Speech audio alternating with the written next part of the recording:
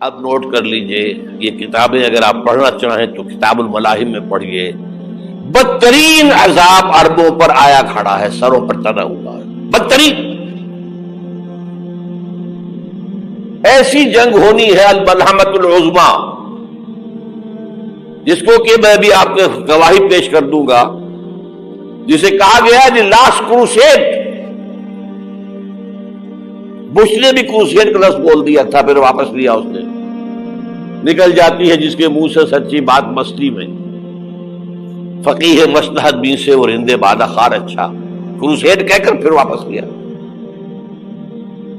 یہ کروسیڈ، اس کے اوپر جس قدر نقصان ہونا ہے عربوں کا، گریٹر اسرائیل بنے گا،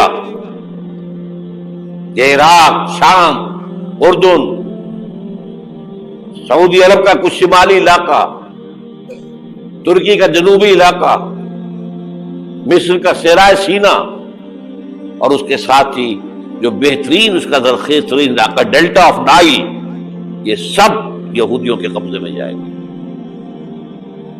اس کو حدیث میں کہا گیا الملحمۃ العظمیٰ. عیسائی 80 علم لے کر اے مسلمانوں تم پر حملہ آور ہوں گے، اور ہر علم کے نیچے 12,000 فوج ہوگی، 9.5 لاکھ فوج.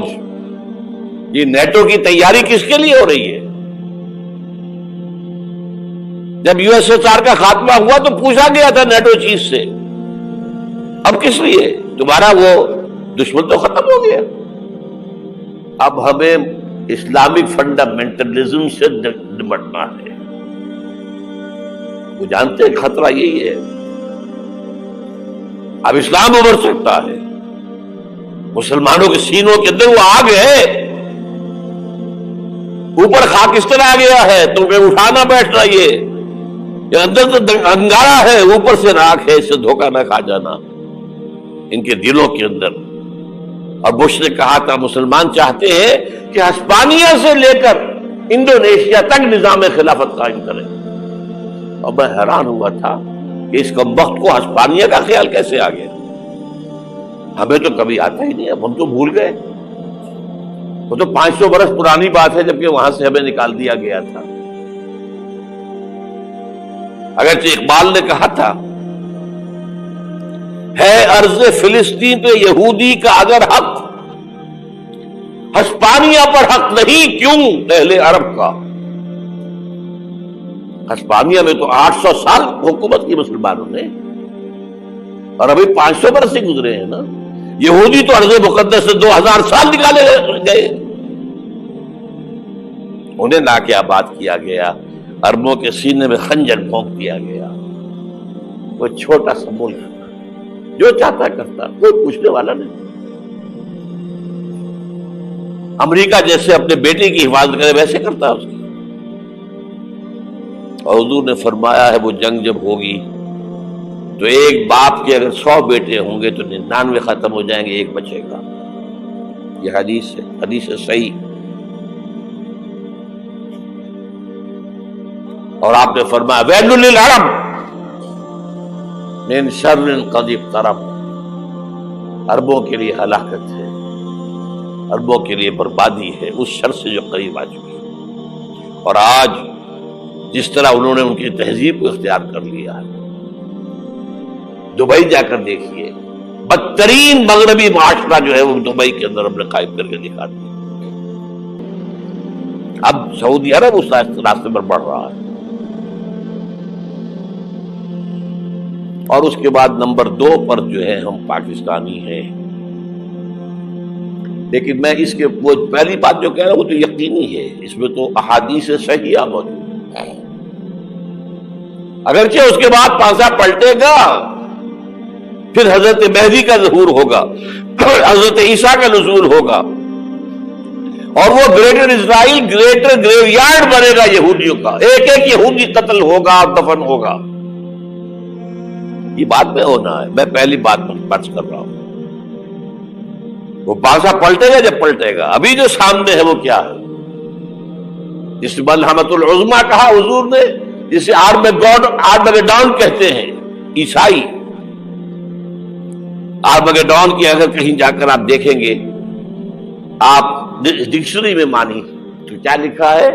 اے very big war which will be fought between the forces of evil and good before the end of this world.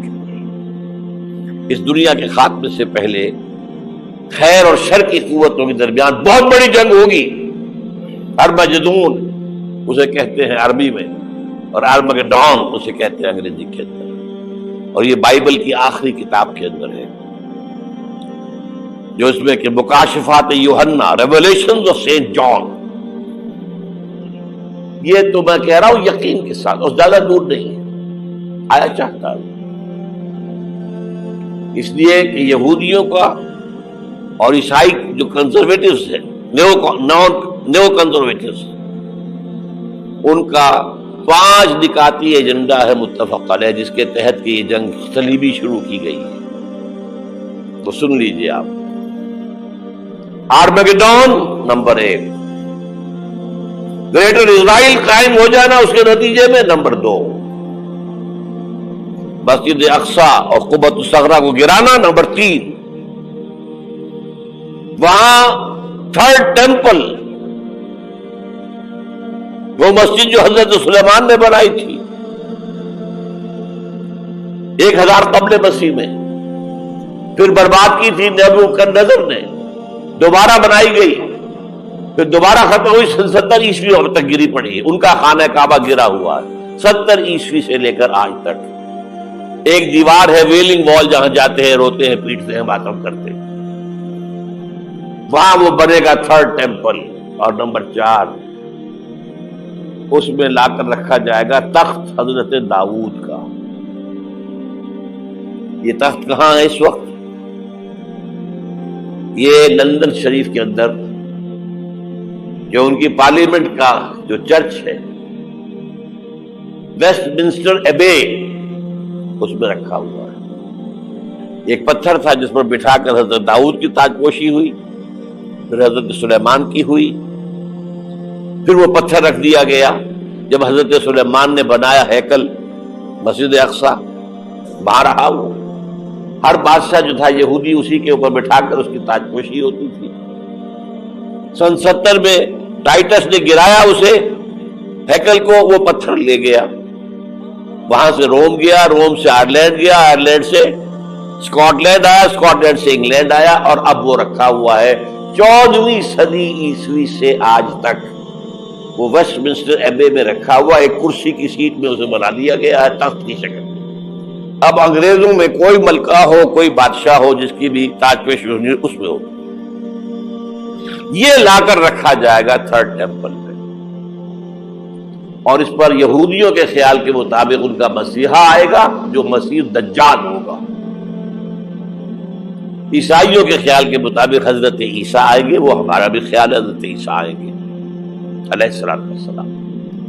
بہرحال یہ تو بات کی باتیں ہیں نا. اس وقت جو میں عرض کر رہا ہوں، عربوں پر بہت بڑا عذاب، اور پاکستان کا معاملہ البتہ یہ ہے، میں یقین سے نہیں کہہ سکتا. ہینگنگ ان دی بیلنس، ہو سکتا ہے اللہ تعالیٰ ہم پر رحم فرمائے، ہو سکتا ہے، اگرچہ اس کی کچھ شرائط ہوں گی. چمن کے مالک اگر بنا لے موافق اپنا شعار، اب بھی چمن میں آ سکتی ہے پلٹ کر چمن سے روٹھی بہار، اب بھی ہو سکتی ہے. اور یہ بھی ہو سکتا ہے کہ اللہ تعالیٰ نے معجزانہ طور پر ہمیں ملک دیا، ہم نے اللہ سے بدعہدی کی، وعدہ خلافی کی، غداری کی، لہذا سودا دی جائے اور ہم سے یہ ملک چھین لیا جائے. It's just possible. دور نہ سمجھے، انہونی بات نہ سمجھے. جو گھیراؤ ہو رہا ہے آپ کے مغرب میں نیٹو فورسز اور مشرق میں بھارتی فورسز گدھوں کی طرح بیٹھے ہوئے انتظار کر رہے ہیں پاکستان اور ڈسٹیبلائز ہو جائے، یہاں اور بدامنی ہو جائے. اب لاہور میں پھر آج دھماکے ہو گئے ہیں. 2 دن پہلے کا دھماکہ میں سہ کے آیا ہوا ہوں، آپ کے سامنے بیٹھا ہوں. وہ جانے بچی ہیں جو ہماری اکیڈمی کا حشر ہوا، وہ تو میں آپ کو نہیں بتا سکتا. یہ سارا کیوں ہو رہا ہے؟ تاکہ یہاں بدامنی ہو جائے اور ہمیں جواز مل جائے. مغرب سے نیٹو فورسز داخل ہو جائیں، مشرق سے بھارتی فورسز آ جائیں اور ہمارے ایٹمی دانت توڑ کر اور پھر ہمیں بھارت کے سامنے ڈال دیا جائے، نو ڈو ایز یو لائک. یہ ان کا نقشہ ہے. ہوگا کیا وہ اللہ جانتا ہے، ہوگا وہ جو اللہ چاہے. لیکن اللہ کا چاہنا جو ہے وہ کس پر منحصر ہے؟ یہاں انقلاب برپا کرو، یہاں اسلام لاؤ. اگر دھندوں میں لگے رہو گے تو وہ خود بخود نہیں آ جائے گا انقلاب. صحابہ نے جانیں دی تھی، کتنی تکلیفیں اٹھائی تھی. 12 برس تک مکی دور کے اندر با نشہ درویشی در ساز و دمادم زن، جو پختہ شبی خدرا بر سلطنت جم سن. یوم طائف یاد ہے جو حضرت عائشہ فرماتی ہے کہ میں نے پوچھا تھا حضور سے کہ یوم احد سے زیادہ سختی بھی آپ پر کبھی آئی؟ یوم احد پر کیا ہوا تھا؟ تلوار کا وار پڑا تھا آپ کے چہرہ مبارک. یہ جو رخسار کی ہڈی ہے اس کے اندر وار گیا ہے. اوپر خود کی 2 کڑیاں تھیں، وہ اس میں گھس گئیں. 2 دندان مبارک شہید ہوئے. وہ خود کی کڑیاں ایک صحابی نے اپنے دانتوں سے پکڑ کے کھینچنے کی کوشش کی، دانت نکل گئے، وہ نہیں نکلی. کیا جتن کر کے نکالی گئی ہوگی تو خون کا فوارہ آیا، اتنا خون گیا ہے کہ آپ بے ہوش ہو گئے، گر گئے. اور مشہور یہ ہو گیا کہ آپ کا جو انتقال ہو گیا، شہادت ہو گئی. یہ سیرت کبھی پڑھی ہے؟ حضرت عائشہ کے ہوش کا تو یہی دور تھا نا. یوم طائف میں جو آپ کیا تھی، بچی تھی، انہیں کیا پتا کیا ہو رہا ہے اس لوگ کے ساتھ. 3 دن تک حضور مکے کی گلیاں اور وہاں کے اوباش لوگ پتھراؤ کر گئے تھے اس امید میں کہ شاید وہاں کا کوئی سردار ایمان لے آئے. تو یہاں تو ابو طالب بھی فوت ہو گئے. یہی دنیا بھی سہارا تھا، خاندانی سہارا تھا ابو طالب کے ذریعے. اور گھر میں ایک دلجوئی کرنے والی رفیقہ حیات تھی، وہ بھی، ان کا بھی انتقال ہو گیا. آپ نے کہا یہ عام الحزن ہے. اب تو سب کو طے ہو گیا قریش کو کہ آپ جیسے قتل کر دو. اسی لیے آپ گئے طائف، شاید وہاں کا کوئی بڑا سردار مانے ایمان لے آئے مجھ پر تو میں اپنا مرکز ادھر شفٹ کر دوں. تینوں سے ملے ہیں، تینوں نے وہ جواب دیے ہیں، نکل جاؤ یہاں سے، میں تمہارے ساتھ بات بھی کرنے کو تیار نہیں. اچھا تمہارے سوا کوئی نہیں ملا تھا اللہ کو نبی بنا کر بھیجنے کے لیے؟ دیکھو جاؤ، میں بات نہیں کرنا چاہتا، ہو سکتا ہے میں بے عزتی کر بیٹھوں، واقعی تم اللہ کے نبی ہو تو میں مارا جاؤں گا، جاؤ جاؤ جاؤ. یہ سلوک محبت کے ساتھ ہوا ہے. اور پھر چھوکروں کو، اسٹریٹ ارچنز جنہیں آپ کہتے ہیں، اشارہ کیا تھا خبر لو ان کی، پتھراؤ ہو رہا ہے. ساتھ کوئی ہے ہی نہیں، ایک آدمی صرف، زید ابن حارثہ. اب سامنے سے پتھر آ رہے ہیں تو حضرت زید آگے آ جاتے ہیں، ڈھال بنتے ہیں، مجھے لگے پتھر حضور کو لگے، اب پیچھے سے آ رہے ہیں. چاروں طرف سے تو ڈھال نہیں بن سکتا. جسم لہو لہاب، خون جا کر جوتیوں میں جم گیا ہے، جوتی اتر نہیں دی. پھر وہاں سے واپسی پر جو دعا مانگی ہے، اللہم الیک اشکو ضعف قوتی وقلت حیلتی وہوانی علی الناس. اللہ تیری جناب میں فریاد لے کر آیا ہوں اپنی قوت کی کمی کا، اپنے وسائل کی کمی کا، اور جو ذلت و خواری ہو رہی ہے لوگوں کے سامنے. الا ملتقننی، مجھے کس کے حوالے کر دیا ہے؟ الا بعیدی یتجہمنی، یہ میرے اوپر ہجوم کر کے آ جائے، حملہ کرے، اور عدو من لگتا امرے، یہ دشمن کے حوالے میرا معاملہ کیا، جو چاہے کرتے وہ. لیکن پھر عبدیت غالب آتی ہے. ان لم یکن علی غضبک فلا ابالی. اللہ اگر تو ناراض نہیں ہے تو مجھے کوئی پرواہ نہیں. سر تقدیم خم ہے جو مزاج یاد میں آئے. مجھے اندیشہ یہ ہے کہ تو ناراض تو نہیں ہوگی. یہ تکلیفیں جھیلی ہے. سینکڑوں صحابہ نے جانوں کا نذرانہ پیش کیا ہے.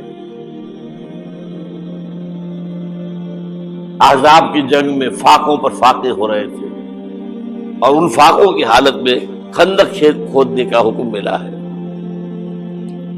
لوگوں کی کمریں دوہری ہو رہی ہیں، پتھر باندھے ہیں اپنے پیٹوں سے اپنے چادروں کے ساتھ کس کر کمر دوہری نہ ہو جائے.